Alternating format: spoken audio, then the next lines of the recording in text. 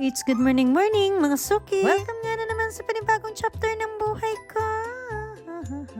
Mga suki, maglalayas nga muna ng tendera nyo ngayon. Isang taon nga muna ninyo akong hindi makikita. Magtatago nga muna tayo sa mga pinagkakautangan natin. Ay agay, kawawa na naman ang mga bumbay at linding natin. At dahil nga patanggalin ang ating paglalayas, ay may biglang umorder sa akin. Buti na lang din ay may pambayad tayo sa ating bumbay. At nang paalis na nga kami ay sinabay ko na tong imit. At sabi ko naman sa inyo ay alipin tayo ng salapi. Kahit nagmamadali tayo, kailangan natin isingit to. At buti na lang talaga itong kamit up ko ay malapit lang sa amin. Buti na lang talaga ng mga oras na yan na kahit tanghali ay hindi masyadong mainit. Dahil nga sobrang hangin, kasing hangin mo na para bang liliparin na ako. Yung part nga na yan dyan na yan ang nasunog kahapon. Na halos nga maabot na kami. Maglalamyerda nga na naman kami at pupunta kami ng Batangas. Kasama syempre mga Wonder Pet for the go.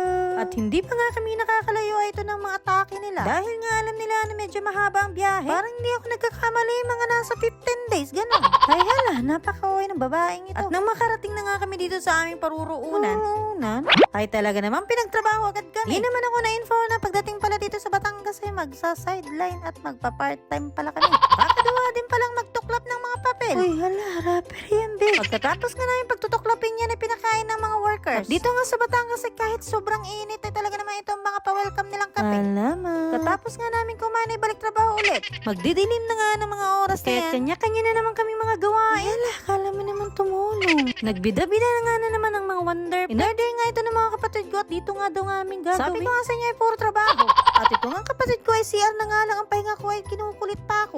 Masakit na nga daw ang tiyan niya at hindi niya na daw talaga mapipigilan. Naalala ko tuloy ng kabataan ko ay ganito kami magluto. Yung tipong mahampas ka talaga ng nanay mo dahil ultimo yung apoy pinaglalaruan mo. Ikaw lang yun. Naalala ko pa nga yung lola ko, hinabol pa talaga ako sa labas dahil nga masusunog na yung bahay. At akala ko nga hinahabol ako ay papaluin ako. Yung pala ay pati yung buko ay nasusunog na rin.